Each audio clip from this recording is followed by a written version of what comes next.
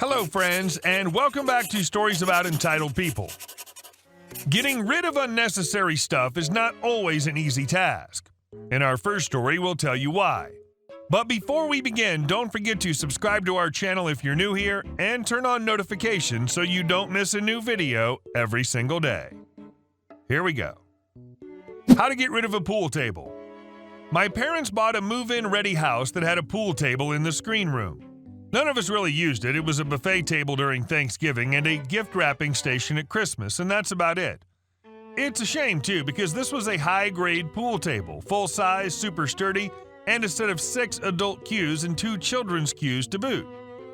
So they decided to give it away. Free pool table plus set of 8 cues, free. Pickup only. The first message was from a guy who asked why it was free, refused to believe that they simply didn't want it, then said he'd take it if they deliver it, and finally called them a-holes when they reminded him it was pickup only. Second guy said he'd take it, but then looked up how much it had cost to move a pool table, $800 to $1,200 depending on the company, then demanded they deliver it. Third was a guy who said he'd take it, said he was getting friends to move it, said he would be there tomorrow, said he was on his way, said he was an hour out, then never showed up and never messaged again. Luckily, my parents both work from home, so they didn't lose a day of work. Fourth guy said he'd take it if they deliver, was reminded it was pickup only, then complained that it was too expensive to hire pool table movers, to which my parents replied, "That's why it's free."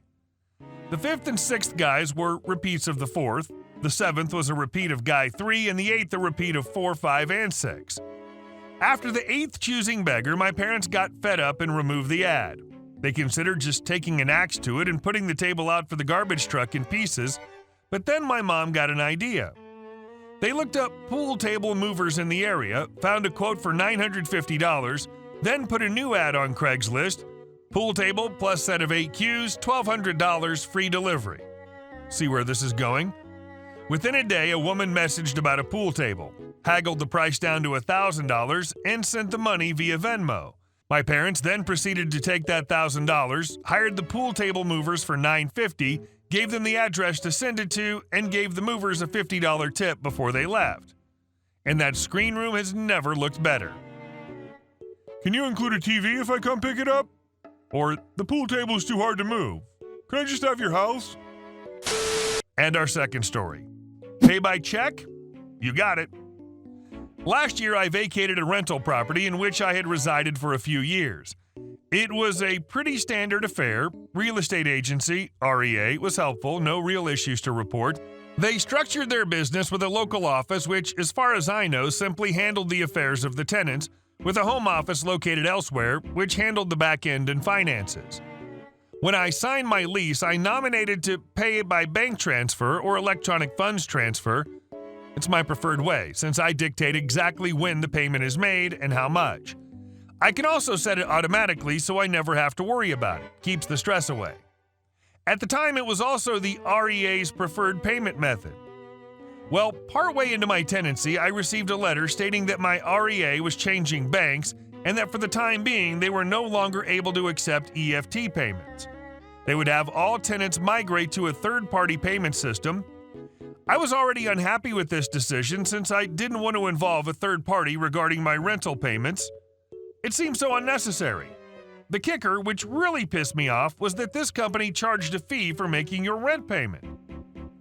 A little digging into the motivation behind this change was quite revealing. In my country, REAs must use a trust account, a bank account to handle money on behalf of other people, the owners renting out their property. Typically, these involve a different fee structure and sometimes have a certain number of free transactions. Part of the REA's job is to reconcile these accounts to properly allocate money to the right portfolios. I did some research on this other third-party company to which I was supposed to make these rental payments. They handle rent payments and the bookkeeping on behalf of REAs. It seems they don't charge the REA for this service, instead making the tenants pay for it. They also charge different fees depending on your payment method, which they conveniently don't advertise on the website. You only find out when your REA sends you the sign-up form. In essence, my REA wanted to save some time and money by throwing me, and presumably the rest of their renting portfolio, under the bus and make me pay a fee to pay my rent to a dubious third-party company. I was livid. Thankfully, my state saw these crapheads coming. In rental tenancy law, they specifically state that an REA must provide at least one method of payment which does not incur a fee, beyond banking fees. My agency, of course, did this, but used the most obnoxious method possible: personal check. They knew people would be pressured to sign up for this system if their alternative was to write checks, but hey, they listed it as a valid form of payment. So, cue the malicious compliance. I called my bank and immediately ordered a checkbook, shortly followed by an email to REA stating I would be making my payments via check from now on. On my way home, I stopped at my post office and picked up some registered mail envelopes. Game on, effers. I was actually excited to do this, as I'd never written a check before. I had a spreadsheet made with all the information I could record: check number, mail date, delivery date, cash date, tracking number, amount, you name it, I kept it. I also kindly notified REA that I had mailed the check and provided a tracking number so they could keep an eye on its delivery. Well. Several days after the first check arrived, REA's head office called me. They gave me a grand story about how this new system they've migrated to is so good and how safe it is and how it's so convenient. I let her waffle on for a while and simply tell her that I'm not comfortable letting a third party handle my rent payments. I then tell her I'll think about it and hung up. I had no intention of changing my mind. Next day, I sent off another email stating I've considered it and will remain paying by check. A few days before I mail my second check, yes, I'd only sent a single check at this point, I get another phone call. It's head office again. They're asking me to reconsider migrating. Out of the hundreds of properties in their portfolio, I was the only one who was paying by check. They also gave me some sob story about how they had issues with fraudulent transactions with EFT, which is a complete crap excuse. My first thought was that it's really unfortunate that all those other tenants now have to pay a fee to have the privilege of paying their rent, but the REA offered a compromise. They said they could set me up on a specific profile, which meant that the REA would pay the fee, but that I would be required to pay via direct debit. There's no way in hell I'm letting anyone have direct access to my money, least of all a real estate agent. Mind you, I'd never raised the fee as my concern. Personal check fees and mailing by registered post was slightly more expensive than the fees they'd be charging anyway. My issue was the lack of control and the fact that the REA was effectively lying to me as an excuse to save money. I politely declined their offer and mailed off the second check. Real estate agency buckled. They had no leg to stand on. They openly stated that check was an acceptable payment method, then got all crappy when their plan didn't work on me. For the effort they tried to save reconciling my EFT payment, they had to keep doing it on top of accepting delivery of a check, cashing it, and waiting for it to clear. They emailed me after they received the second check. Maverox, we request that you make your rent payments via bank transfer from now on. Ha! Remember the first email they sent me, that they were changing banks and couldn't accept EFT anymore? I wrote back, my pleasure. As you've changed financial institutions recently, can you please forward me the details of your new trust account? The response I got back was oh so satisfying. Please just use the original details you were provided and we'll let you know if they change. Effing busted. F you, REA. I caught you in your effing lie. I switched back to EFT as it was arguably more convenient for me, and despite my pettiness, I wanted to act in good faith. Though I was a little disappointed in getting prepared to mail checks and then abandon my routine. They never changed their banking information for the remainder of my tenancy. By the way, it was all a ruse. And our last story. Employee screams at guy who turns out to be CEO of the company, gets fired. This is actually a story from my mom from a couple years ago.